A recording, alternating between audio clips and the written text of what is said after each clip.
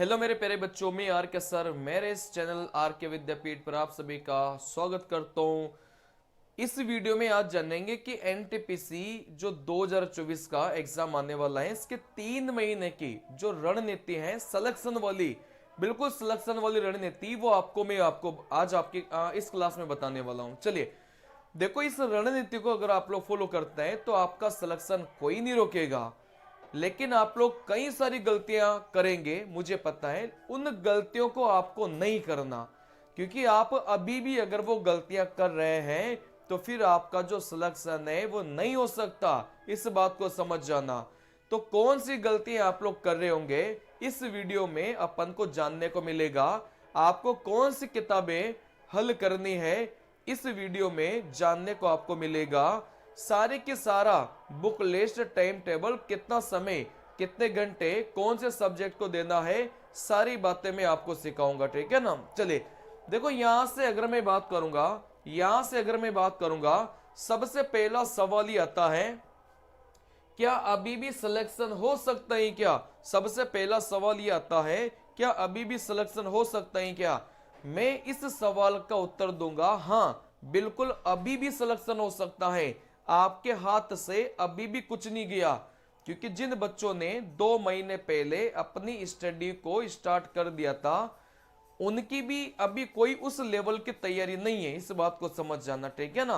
वो भी अभी अपना सिलेबस पूरा करने में लगे हैं किसी न किसी टीचर से। आप किसी भी टीचर से पढ़ते हैं तो सिलेबस एक जल्दी हो जाता है, लेकिन आप खुद सेल्फ स्टडी करते हैं तो वही सिलेबस आपका थोड़ा धीरे धीरे चलता जाता है। क्यों? क्योंकि उसका कारण होता है, टीचर को पता है भाई क्या पढ़ना है क्या छोड़ना है। अगर जैसे मैं गणित का टीचर हूं तो मुझे सारी बातें पता है कि आपको क्या पढ़ना है और क्या नहीं पढ़ना, ठीक है ना। चलिए, वैसे ही अगर मैं आपको बोलूं, इस सवाल का उत्तर तो बिल्कुल यस है। अभी आपके हाथ से कुछ भी नहीं गया, लेकिन 1 महीना अगर और गुजर गया तो फिर आपके हाथ से सब कुछ चला जाएगा, फिर कुछ भी नहीं बचेगा। लेकिन अभी आपके हाथ में पूरी बाजी है, आप बाजी मार सकते हैं, ठीक है ना। बुक लिस्ट क्या रहने वाली है, टेस्ट कहां से देंगे, टाइम टेबल कैसे सेट करेंगे, मैनेज करेंगे, डेली का टाइम टेबल बनाना पड़ेगा, वीकली 1 सप्ताह का टाइम टेबल बनाना पड़ेगा, और मंथली 1 महीने का टारगेट आपको फिक्स करना पड़ेगा, ठीक है ना। कैसे फिक्स करेंगे, सारी बातें डिस्कशन करेंगे। लेकिन यहां पर अगर मैं सबसे पहले बात करूंगा, मैथ के कितने सवाल आएंगे, 30 सवाल। सीबीटी 1 की मैं बात कर रहा हूं, मैथ के कितने सवाल आएंगे, 30 सवाल। मैथ में अंक गणित होगी और एडवांस मैथ होगी, ठीक है ना। चलिए अब यहां से मेरे प्यारे बच्चों समझ जाना, अकेली अंक गणित के 30 में से 23 सवाल आएंगे, और एडवांस मैथ के कितने सवाल आएंगे, 7 सवाल आएंगे। अब आप पर निर्भर करता है कि आप ज्यादा वैल्यू किसको देंगे, ठीक है ना। तो मुझे ऐसा लगता है कि अंक गणित को आपको बहुत ज्यादा समय दे देकर पढ़ना है। एडवांस मैथ के बहुत ज्यादा सवाल आपको पेपर में देखने को नहीं मिलेंगे। 6 या 7 सवाल आपके पेपर में एडवांस मैथ के आएंगे। तो आप लोग परेशान मत हो, जितना मैं पढ़ाऊं या फिर आपका टीचर पढ़ाए उसको बढ़िया से करके चले जाना। 7 में से 5 से 6 सवाल आराम से बनेंगे अगर आप किसी भी टीचर के नोट्स पढ़ के जाते हैं तो, ठीक है ना। चलिए देखो, यहां से अगर मैं बुक की बात करूंगा तो बुक में आप मैं सबसे पहला तो ये रही दूंगा, भाई यूथ वाली किताब लो, ठीक है ना। जो गणित की किताब आती है यूथ कंपटीशन की, वो आप लोग वो लो। अगर आपके पास में यूथ वाली नहीं है तो फिर जो किरण वाली किताब है वो भी आप लोग ले सकते हैं। इन दोनों में से किसी एक किताब को लो, दोनों में से एक को ही लेना है। अब 10 किताबें मार्केट में, तो आपको 10 के चक्कर में नहीं पड़ना, ठीक है ना। चलिए, या तो किरण वाली ले लो या यूथ वाली ले लो, और इसी किताब को कितनी बार करना है, 10 बार करना है। मेरी ये बात मान लो। अब आप गलती यही करोगे, ये जो गलतियां मैं बता रहा था ना, आप गलती यही करोगे। आप इस किताब को 1 या 2 बार, 3 बार पढ़ के ही छोड़ देंगे, मुझे पता है, इससे ज्यादा नहीं करेंगे, ठीक है ना। लेकिन गलतियां ये करेंगे, फिर बच्चा बोलते हैं सर मुझे आता तो था लेकिन एग्जाम में याद ही नहीं आ रही चीजें। वो तभी होता है जब आप चीजों को बहुत ज्यादा नहीं पढ़ते, तभी होता है। कंपटीशन एग्जाम में सिलेक्शन तभी होता है जब आप बार बार बार बार बार बार बार बार बार बार बार बार चीजों को पढ़ते रहेंगे, तभी जाकर आपका सिलेक्शन होगा। ठीक है ना। चलिए, तो ये जो यूथ कंपटीशन वाली किताब या फिर किरण वाली किताब, दोनों में से एक ही करना है, दोनों ही सेम सवाल है, सेम पैटर्न की बुक है। ठीक है ना। चलिए, लेकिन इसी किताब को कितनी बार करना है? 10 बार करना है। मतलब इस किताब को जिसने 10 बार कर लिया, मैं गारंटी के साथ बोल रहा हूं 30 में से 30 ही लाएगा, वो 29 भी नहीं लाएगा। इस बात को समझ जाना। जिस बच्चे ने इस किताब को 10 बार कर लिया, 30 में से 30 ही आएंगे उसके, 29 भी नहीं आएंगे उसके, ये मेरी गारंटी है। बात को समझना। लेकिन गलती आप लोग यही तो करेंगे, नहीं करेंगे आप लोग। क्यों? क्योंकि आप तो ज्यादा समझदार हैं, टीचर तो आपका बेवकूफ है ना, आप ज्यादा समझदार हैं। अब कुछ आएंगे ज्ञानी प्रवृत्ति के लोग जो कमेंट बॉक्स में कमेंट करेंगे। ठीक है ना। चलिए, लेकिन मेरी अगर पर्सनल रही मानो, मैंने भी एग्जाम पास किया एसएससी जिल का। ठीक है ना। तो मेरी पर्सनल राय मानो तो इस किताब को 10 बार बना लेना, गणित का काम हो जाएगा आपका। ठीक है ना। चलिए, इसके बाद में रीजनिंग कितने सवाल आएंगे? 30 सवाल। अब देखो, रीजनिंग बहुत आसान होती है। अब इसका मतलब ये नहीं है कि आप पढ़ोगे नहीं। तो रीजनिंग में गलती बच्चे कहां करते हैं? पढ़ते नहीं है, रीजनिंग की प्रैक्टिस नहीं करते।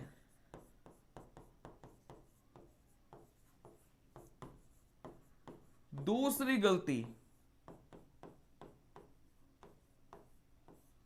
दूसरी गलती यही है। बात आ रही समझ में? बच्चे क्या करेंगे? वो सोचेंगे रीजनिंग में पढ़ूंगा क्या, मैं रीजनिंग पढ़ूंगा क्या, रीजनिंग तो बहुत आसान सब्जेक्ट है, मैं क्यों पढ़ूंगा रीजनिंग, मैं तो डायरेक्ट ही पेपर में बनाऊंगा। सबसे बड़ी गलती वो बच्चे यही करते हैं, रीजनिंग को पढ़ते नहीं है, रीजनिंग की प्रैक्टिस नहीं करते। जबकि रीजनिंग तो बहुत स्कोरिंग सब्जेक्ट है। रीजनिंग में तो ये 30 में से 30 ही आनी चाहिए। बात समझ में आ रही है? रीजनिंग में तो 29 नंबर भी नहीं आने चाहिए, रीजनिंग में तो 30 में से 30 ही आने चाहिए। लेकिन आप पढ़ेंगे थोड़ी रीजनिंग को, आप तो समझदार हैं, आप तो एग्जाम में डायरेक्ट करेंगे, है ना। चलिए, तो अपनी समझदारी को एक तरफ रखो, जो अपना टीचर आपको बोलता है उस बात को माना करो, क्योंकि टीचर को एक बहुत ज्यादा अनुभव होता है इन चीजों को। मेरे पास पिछले 8 सालों से 8 सालों का अनुभव है कंपटीशन क्लासेस में पढ़ाने का। तो पूरा अनुभव है कि बच्चे कहां गलतियां करते हैं और कहां पीछे रह जाते हैं। जब मेन एग्जाम होता है तो 30 में से 20-21 नंबर आते हैं उनके रीजनिंग में। अब 30 में से 20-21 नंबर तो उस बच्चे के भी आते हैं जो बिल्कुल नई नई तैयारी करने आया है ना, उसके भी आ जाते हैं 20-21 नंबर रीजनिंग में। क्योंकि रीजनिंग बहुत आसान सब्जेक्ट है, इस वजह से बता रहा हूं। तो रीजनिंग में ये गलतियां नहीं करना, रीजनिंग को प्रॉपर टाइम देना है, प्रॉपर पढ़ना है। 30 में से 30 ही लाना है रीजनिंग में, 29 भी नहीं लाना, ये सोच के पढ़ो। ठीक है ना। चलिए, देखो, या तो किरण की किताब लेकर आओ या यूथ की किताब लेकर आओ। मैं आपको बोलूंगा रीजनिंग में आप किरण वाली को ज्यादा वैल्यू दो। अगर आपने किरण वाली किताब नहीं ली है, अगर आपके पास में यूथ वाली है, तो फिर यूथ वाली को लेके आ जाओ। दोनों में से एक किताब, दोनों ही सेम किताब है, सेम पैटर्न की किताब है। ठीक है ना। लेकिन इसी किताब को कितनी बार पढ़ेंगे? 10 बार पढ़ेंगे। अब आप बोलेंगे मैं रीजनिंग को 10 बार पढ़ूंगा क्या, पागल हो गई क्यों सर आप? बेटा 10 बार रीजनिंग को पढ़ना पड़ेगा, 30 में से 30 लाना है, तो सिलेक्शन भी जब ही होगा। आप चीजों को पता ही क्या पढ़ते हैं, आप सिलेबस पूरा करने के पीछे पड़े रहते हैं। बस मुझे तो सिलेबस पूरा करना है। क्या सिलेबस पूरा करने से सिलेक्शन हो जाएगा क्या? वो तो आप एक दिन में भी कर लोगे। पन्नों को पलट लो, बस किताब के पन्नों को, ये लो सिलेबस पूरा। भाई, किताब का पन्ना पलट लिया, आपकी आंखों के सामने उस चैप्टर का नाम गुजर गया, हो गया ना सिलेबस पूरा। क्या उससे स्कोर हो जाएगा क्या? रियलिटी में जियो बेटा, रियलिटी में जियो। ये मतलब फेक वाली दुनिया में मत जियो। ये आपके 10वीं 12वीं के पेपर नहीं है, 10वीं 12वीं के एग्जाम नहीं है कि 33% नंबर लाना है और पास हो जाओगे। ये वो पेपर नहीं है, ये आपकी जिंदगी बदलने वाले पेपर हैं। आपका पूरा जीवन बदल देंगे ये पेपर। अगर सिलेक्शन हो गया ना, आपका पूरा जीवन ही बदल जाएगा। सिलेक्शन नहीं हुआ ना अगर, तो यूं मान के चलो आपका जीवन वेस्ट हो जाएगा पूरा। इसलिए जैसा मैं बता रहा हूं वैसा ध्यान दे लो, थोड़ा सा मेरी बातों पर विश्वास कर लो। एक बार विश्वास करके तो देखो। आप लोग विश्वास करते ही तो नहीं हो, सबसे बड़ी बात, सबसे बड़ी गलती तो आप यही करते हैं कि टीचर पर विश्वास नहीं करते आप लोग। और ऐसे टीचरों पर तो विश्वास करो जो आपके लिए बहुत मेहनत कर रहे हो। चलिए देखो, यहां से रीजनिंग में बच्चे गलती ये करेंगे कि पढ़ेंगे नहीं, प्रैक्टिस नहीं करते। लेकिन मैं आपको यही बोलूंगा, दोनों में से कोई सी किताब को लो, 10 बार करो। जिस बच्चे ने 10 बार इस किताब को कर लिया, दोनों में से 30 में से 30 ही आएंगे, उसके 29 भी नहीं आएंगे। बात समझ में आ रही है? तो 10 बार यूथ कंपटीशन की किताब को करो, 10 बार यहां पर रीजनिंग की किरण या यूथ वाली बुक को करो। टोटल मिलाकर 60 में से 55 नंबर भी आपने खींच लिया ना बेटा, बाजी आपके हाथ में। कोई माइक लाल नहीं है जो आपका सिलेक्शन रोक पाएगा, क्योंकि अभी 50 नंबर का गेम और भी बचा हुआ है। उस 50 में से 20 नंबर भी अगर स्कोर कर लिया ना, टोटल मिलाकर 75 नंबर हो जाएंगे। कोई नहीं रोकेगा सीबीटी 1 आपका, इस बात को समझ जाना। चलिए, लेकिन बच्चे गलतियां वही करेंगे जो मैं बता रहा हूं, उसको फॉलो नहीं करेंगे, अपने हिसाब से चीजें करेंगे, ठीक है ना। चलिए देखो, जीके जीएस की बात करेंगे। 40 नंबर, 40 नंबर की जीके जीएस आएगी, आपको पता है, ठीक है ना। चलिए, हाँ इधर 50 बोल दिया था, लेकिन 40 नंबर की जीके जीएस से 50 नंबर सीबीटी 2 में, ठीक है ना। चलिए, तो जीके जीएस 40 नंबर की है। देखो जीके के लिए बुक, यहां से घटना चक्र की एसएससी वाली किताब लानी है आपको। जीके में स्कोर करना है रेलवे में, तो आपको क्या करना है, घटना चक्र वाली किताब लानी है, एसएससी वाली। यूथ वाली बुक लानी है, लेकिन यूथ वाली कौन सी लाएंगे, रेलवे वाली लाएंगे। ऊपर घटना चक्र लाएंगे एसएससी वाली, लेटेस्ट वर्जन लाना है बिल्कुल। यूथ वाली बुक लाएंगे, लेकिन कौन सी वाली, रेलवे वाली। एक किताब और भी लाएंगे यूथ वाली, जो साइंस की किताब अलग से आती है। और कौन सी, रेलवे वाली, जिसमें रेलवे के प्रीवियस ईयर के क्वेश्चंस हो, ठीक है ना। चलिए, तो एक किताब आपको यूथ वाली लानी है, जो स्पेशली साइंस की अलग से आती है। रेलवे वाली वो किताब आपको लानी है। देखो डेली आपको क्या करना है, कुमार गौरव सर हैं, उनकी क्लास आपको देखनी है करंट अफेयर के लिए। वो करंट के साथ साथ में आपको स्टैटिक वाला पोर्शन भी करवाते हैं, ठीक है ना। चलिए, इस क्लास को मिस मत करिएगा, ये क्लास आपको डेली देखनी है। डेली फ्री आती है उत्कर्ष क्लासेस के चैनल पर, डेली आपको देखनी है। आपका मतलब जीके में ना बहुत अच्छा स्कोर होगा अगर आपने इन बातों को, ये जो किताबें हैं, इसको अगर आपने, वापस मैं बोल रहा हूं 10 बार।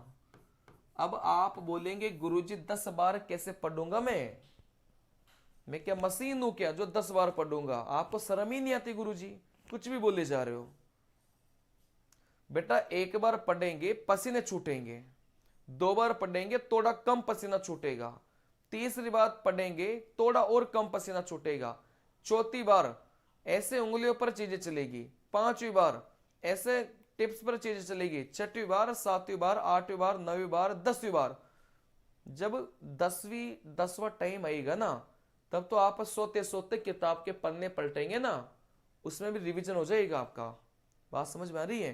चीजें इतनी याद हो जाएगी, जब 10वें राउंड पर आएंगे चीजें बिल्कुल आपकी मुट्ठी में होगी, आपके हाथों में, ऐसे ऐसे गिनोगे आप लोग चीजों को। स्टार्ट तो करिए एक बार। लेकिन आप लोग क्या सोचते हैं पता है, एक बार चीजों को पढ़ा, थोड़ा कम समझ में आया, याद नहीं हुआ, फिर आप खुद ही मतलब सोच लोगे कि मुझे तो कोई याद ही नहीं करवा सकता, मेरे से चीजें याद थोड़ी होगी, जीके भी कोई याद होती है क्या, और मैं तो वैसे भी याद नहीं कर सकता, मुझे तो चीजें याद ही नहीं होती है। बेटा एक बार आपने पढ़ा, एक बार और तो पढ़ो, फिर ठीक है। आपने दूसरी बार स्टार्ट किया, दूसरी बार भी थोड़ी कम चीजें याद रही, तीसरी बार भी पढ़ो, चौथी बार भी पढ़ो, 5वीं बार भी पढ़ो, 6वीं बार भी पढ़ो। जैसे जैसे जैसे जैसे आप राउंड मारते जाएंगे किताबों का, वैसे वैसे समय कम लगता जाएगा। एक टाइम ऐसा आएगा कि 1 घंटे में आप इस एक किताब को पूरा हल कर लेंगे। कहने का मतलब 1, 2, 3, ये जो 3 किताबें मैंने आपको बताई है, एक समय ऐसा आएगा जो 3 घंटे में ये 3 किताबें पूरी आप लोग रिवीजन मार लेंगे और एक एक बात याद भी रहेगी। क्यों भैया? ये पावर होती है रिवीजन की, रिवीजन की पावर बहुत बड़ी होती है, ठीक है ना। चलिए, तो ये जो किताबें हैं इन्हीं को आप लोगों को 10-10 बार पढ़ना है। इसके अलावा मुझे नहीं लगता कि आपको कुछ अलग से कंटेंट पढ़ने की आवश्यकता है, इन्हीं को पढ़ना है। लेकिन इन किताबों को आप पढ़ेंगे, व्याख्या सहित पढ़ेंगे। दिन एक रात एक कर दो, दिन रात एक कर दो, तभी जाकर ये पॉसिबल है जो मैं आपको बता रहा हूं, ठीक है ना। इन किताबों को आप कैसे पढ़ेंगे? इसमें इन किताबों की खास बात यह है कि इसमें व्याख्या आपको बहुत बढ़िया देके रखा है, ठीक है ना।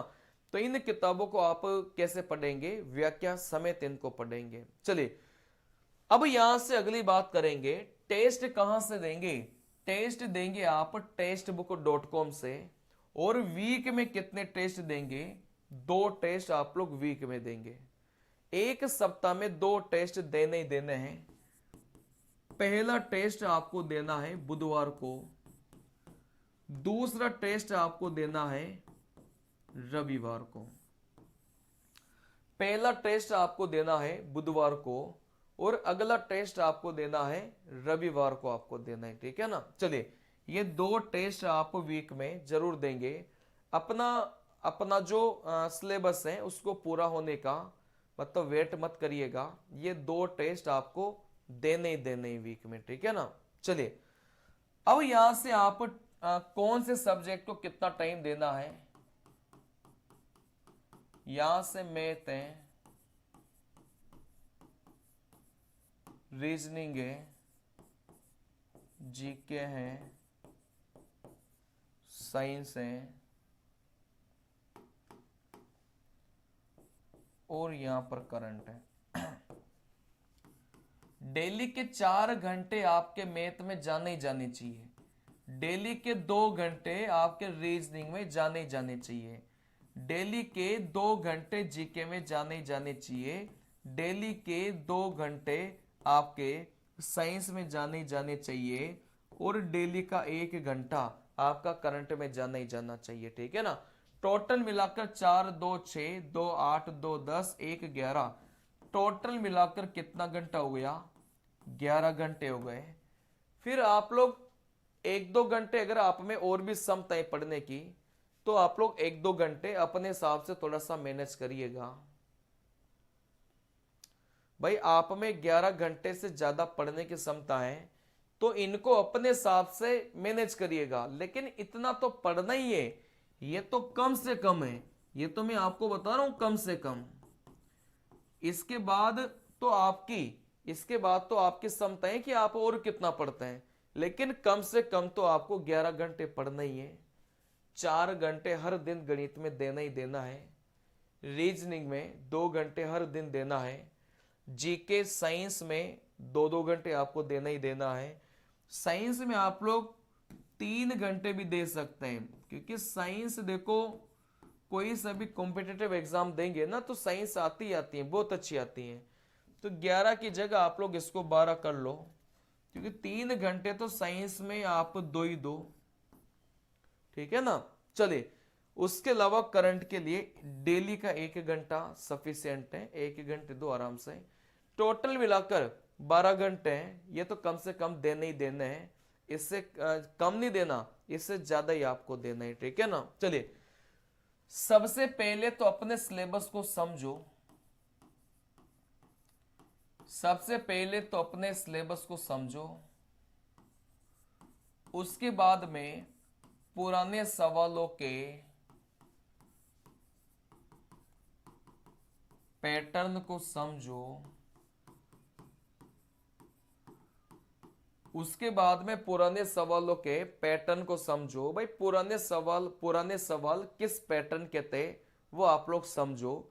अगर आपको समझ में नहीं आ रहा तो फिर आप किसी टीचर की मदद लो, किसी टीचर की हेल्प लो, ठीक है ना। चलिए देखो यहां से आपको क्या करना है, एक महीने का पहले से क्या करना है, प्लान बनाना है। देखो पढ़ने से पहले ये बहुत जरूरी है, एक महीने का पहले से प्लान बनाओ कि एक महीने में गणित के मुझे 10 चैप्टर समाप्त करने हैं, एक महीने में रीजनिंग के मुझे 15 चैप्टर समाप्त करने हैं, एक महीने में मुझे जीके में पॉलिटी खत्म करनी है, मुझे जीके में एक महीने में साइंस खत्म करनी है, या फिर यूं मान के चल लो बायोलॉजी खत्म करनी है, आपको केमिस्ट्री खत्म करनी है। कहने का मतलब आप एक रोड मैप बनाओ अपने सिलेबस के अकॉर्डिंग कि एक महीने में आपको कितना खत्म करना है, ठीक है ना। चलिए फिर जितना आप एक महीने का टारगेट रखेंगे उसको बनाओ कि वीक में, क्योंकि एक महीने में कितने वीक होता है, 4 वीक होते हैं, ठीक है ना। एक महीने में कितने वीक होंगे, 4 वीक होंगे। तो आप जो एक महीने में कवर करोगे उसको 4 टुकड़ों में डिवाइड करो। भाई पहले वीक में क्या करेंगे, दूसरे वीक में मुझे ये करना है, तीसरे वीक में मुझे ये करना है, चौथे वीक में मुझे ये करना है, ठीक है ना। चलिए अब वीक में भी कितने दिन होते हैं, 7 दिन होते हैं। तो आप हर दिन भी डिसाइड करो कि आपको हर दिन कितना पढ़ना है। जैसे 7 दिन का डिसाइड हो गया कि 7 दिन में मुझे ये 4 चैप्टर खत्म करना है गणित के, ठीक है ना। तो आप हर दिन डिसाइड करो कि आज अगर मैंने इतना पढ़ लिया तभी जाकर 7 दिन में मेरा इतना कंप्लीट हो पाएगा और एक महीने में अपना इतना कंप्लीट हो पाएगा। तो हर दिन का आपका क्या होना चाहिए, एक टारगेट होना चाहिए। बात समझ में आ रही है। हर दिन का आपका क्या होना चाहिए, टारगेट होना चाहिए कि एक दिन में इतना तो पढ़ना ही पढ़ना है, चाहे समय ज्यादा कम लग जाए लेकिन इतना पढ़ना ही पढ़ना है। अगले दिन भी इतना ही पढ़ना है, चाहे समय ज्यादा कम लग जाए। जैसे जैसे आप पूरा पढ़ेंगे तो एक सप्ताह का पूरा निकल के जाएगा कि एक सप्ताह आपको कितना पढ़ना है, ठीक है ना। चलिए जिस भी बच्चे को, देखो मैं कोई प्रचार नहीं कर रहा, लेकिन किसी भी बच्चे को अगर मेरा फाउंडेशन कोर्स लेना है, किसी भी बच्चे को अगर मेरा फाउंडेशन कोर्स लेना है जो 0 से हीरो वाला कोर्स है, 0 से हीरो मतलब बिल्कुल बेसिक से एडवांस लेवल तक का कोर्स है, तो आप मुझे इस नंबर पर मैसेज कर सकते हैं, व्हाट्सएप मैसेज। चलिए मिलते हैं अगले वीडियो में, तब तक के लिए पढ़ते रहिए, मुस्कुराते रहिए। बाय, नमस्कार, जय हिंद।